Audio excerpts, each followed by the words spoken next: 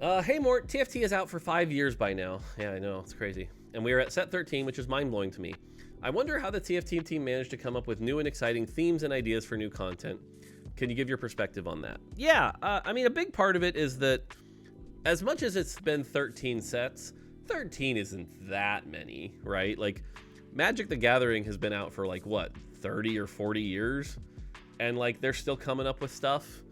So I think to be like, well, you can only come up with 13 sets, that would be a pretty low bar for our team.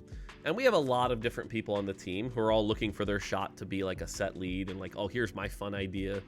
I know I've got an idea for a set that we tried to pitch for 15 and didn't work out, but like, I'd still love to do that set.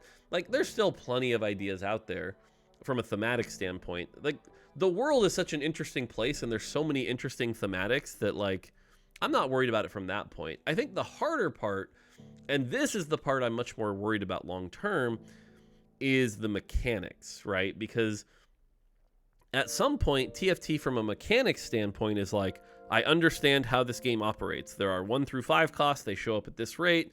There's a set mechanic that alters it slightly. How do you novel and like, how do you surprise and delight people in the mechanical space without changing the game that they love, right? I think a lot of the pushback we get in the set mechanic space is you've changed the game too much. I wanted vanilla TFT and now it's all about chosens. It's too much. You know, so finding new ways to surprise people in the mechanic space that don't drive away your current player base, that's the big challenge. And I'll be honest with you right now, that's the thing that like even I struggle with sometimes, but you know, junior designers and mid-level designers, that's a hard problem because you have to have such a deep understanding of the player base and what their desires are and the mechanical impact and things like that.